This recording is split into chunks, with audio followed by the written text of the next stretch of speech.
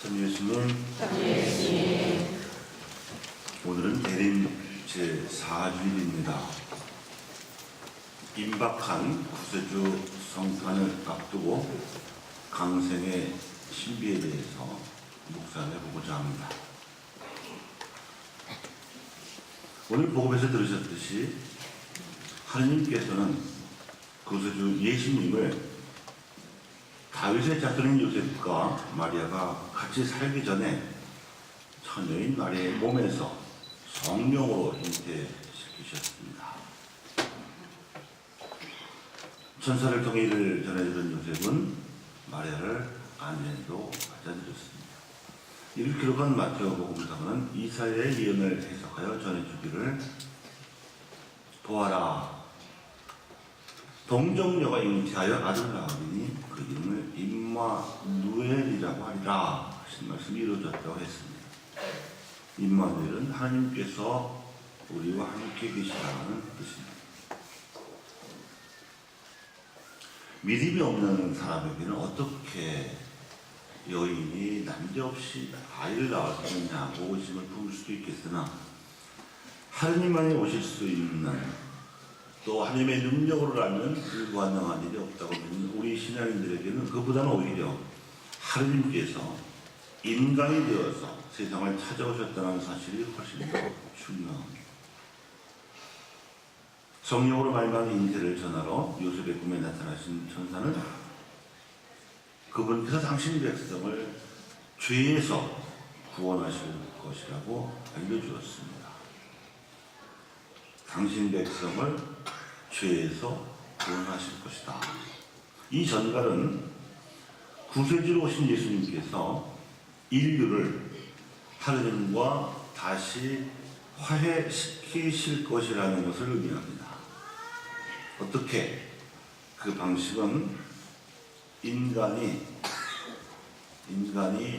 하느님께로부터 비롯되었음을 일깨워주는 것이었습니다. 인간 존재의 뿌리는 하느님이시라는 것입니다. 그래서 예수님께서는 당신 제자들에게 가르쳐주신 주님의 기도를 통해서 우리로 하여금 하느님을 아버지로 부르라고 말씀하셨습니다. 우리가 세례를 받을 때 하느님의 자녀로 태어났음을 선언받는 것은 이러한 사실에서 유래합니다. 요한복음서는 이를 두고 이렇게 증언했습니다.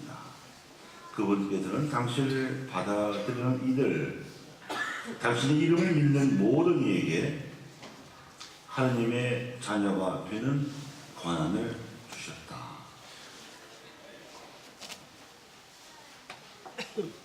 창세기에서도 인간은 하느님을 닮아서 창조되었음을 알려줍니다. 이것이 인간이 존엄하다는 근거입니다.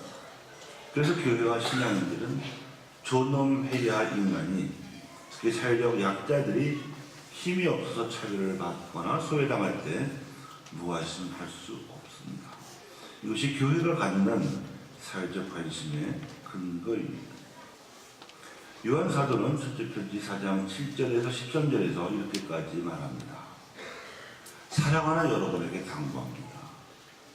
우리는 서로 사랑합시다. 사랑은 하느님께로부터 오는 것입니다. 사랑하는 사람은 누구나 하느님께로부터 태어났으며 하느님을 압니다. 사랑하지 않는 사람은 하느님을 알지 못합니다. 하느님은 사랑이시기 때문입니다. 하느님께서 우리에게 성령을 주셨습니다. 그러므로 우리가 하느님 안에 있고 또 하느님께서 우리 안에 계시다는 것을 알 수 있습니다.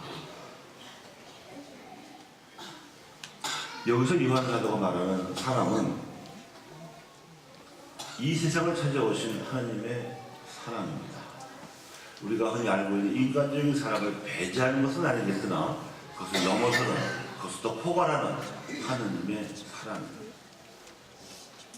하느님을 닮도록 창조된, 그래서 인간이 존엄함을 알려주시는 하느님의 사랑입니다. 프란시스코 교황님께서도 이를 두고 복음의 사회적 측면이라고 보시면서 이것을 신앙의 본질에서 떼어놓을 수 없다고 강조하셨습니다. 교회와 신앙인들은 인간이 누구인지를 알려주시러 이 세상을 찾아오신 하나님의 사랑을 전해야 하고 결코 이를 포기할 수 없기 때문입니다. 인간 사회가 문명 사회로 진보를 이룩하려면 이 세상을 찾아오신 이러한 하나님의 사랑을 받아들일 때 가능합니다. 예수님께서 가르쳐 주시고 모범을 보여주신 대로 누구라도 인간의 존엄성을 존중받으면서 행복하게 살아갈 수 있는 권리를 누릴 때라야 그 사회는 비로소 진정으로 발전한 사회라고 볼 수가 있습니다. 그러므로 하나님의 사랑을 전하는 복음화와 인간 사회의 발전은 깊은 연관성이 있기 때문에 제가 놓고 볼 수가 없다고 하겠습니다. 이와 관련해서 주교회의 정의평화위원회는 지난 12월 11일에 열린 정기총회에서 최근의 사태에 대해서 입장을 밝힌 바가 있습니다. 위원회는 올 한 해 지속적으로 논란이 되었던 국가 권력기관의 불법적 선거 개입과 이에 대한 은폐 축소 시도가 민주주의의 근간을 기울이는 매우 위중한 사안임을 확인하였습니다. 또한 위원회는 근래 증폭되고 있는 이른바 종북 논란에 대하여 심각한 우려를 표명했습니다. 지금까지 종교계를 포함한 사회 각계가 정부에 요구한 이번 사태에 대한 해명과 조처는 국가의 내일을 걱정하는 국민으로서의 당연한 권리와 의무의 발로였다는 것입니다. 그러나 정부와 여당은 이에 대한 책임 있는 답변보다는 모든 비판을 이념적 잣대로 왜곡하고 호도해 왔음을 위원회는 매우 안타깝게 보고 있습니다. 물론 종교계를 포함한 모든 분야의 사회적 의견 표명은 신중하고도 적절한 품위를 지녀야 한다고 밝히면서 정부의 정책이나 국정 방향에 대한 사회의 다양한 의견은 건강한 민주 사회를 담보하는 필수적 요소라고 위원회는 선언하였습니다. 모든 국민은 국민으로서의 권리와 의무에 기초한 정당한 의견을 표명할 수 있어야 하고 국가는 이를 보장하고 존중해야 한다는 것입니다. 그래서 이러한 의견과 비판 단순히 국론 분열과 갈등 조작으로 인식하는 일각의 이해는 매우 안타까운 일이라고 위원회는 보고 있습니다. 사회적 의견을 제시하는 것을 두고 종북이라고 깎아내리는 폄훼 행위도 우려스럽고 성직자를 비롯한 교회의 사회 참여에 대한 편협한 이해 역시 심각한 상황이라고 위원회는 보고 있습니다. 종교분리 원칙을 거론하면서 교회의 현실 참여에 대한 일각의 과도한 우려는 교회의 가르침을 매우 폐쇄적이고 좁게 이해하기 때문이라는 것입니다. 하나님께서 인간이 되셔서 이 세상을 찾아오신 목적을 생각하면 교회와 신앙인들이 세상에 대한 관심을 가지지 말아야 한다는 주장은 도저히 받아들일 수 없다는 것이죠. 그래서 위원회는 그리스도인은 참정권을 지닌 국민의 한 사람으로서 뿐만이 아니라 세상의 복음화라는 교회 본연의 가르침에 헌신해야 하는 존재임을 상기시켰습니다.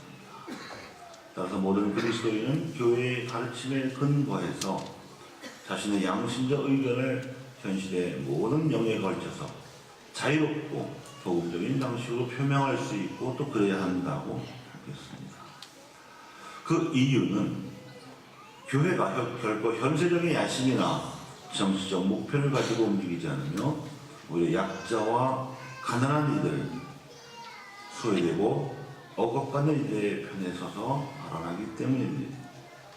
이것은 하나님의 사랑을 가장 보잘것없는 이들로부터 전하시고 신앙인들에도 그 사랑의 십자가를 짊어지고 따라오라고 가르치신 예수님의 명령 때문에라도 교회와 신앙인들은 그렇게 하지 않을 수 없습니다.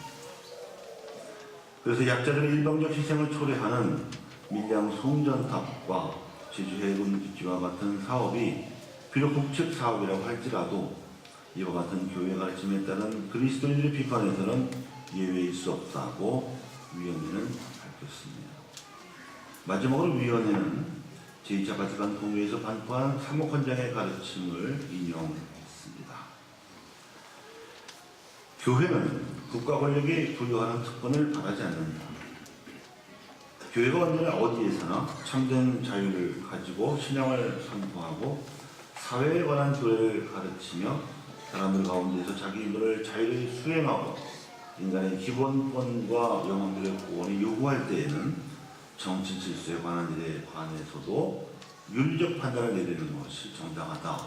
이렇게 사목헌장 76항에 나와 있습니다.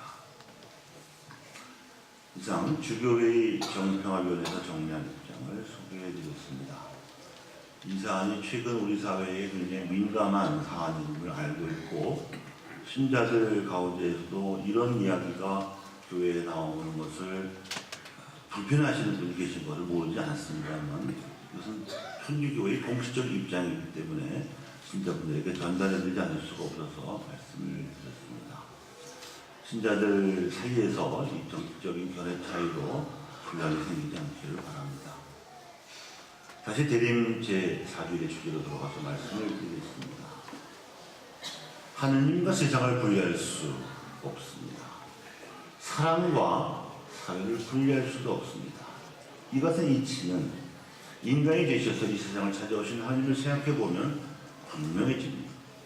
참으로 강생의 신비는 세상을 찾아오신 하나님처럼 오히려 하나님의 사랑을 세상 곳곳에 전해함을 알려줍니다. 왜냐하면 그만큼 인간에 대한 하나님의 사랑이 당신의 아들을 보내신 만큼 크시기 때문입니다. 그리고 인간은 하나님을 닮아서 창조된 하나님의 자녀로서 소중한 존재이기 때문입니다.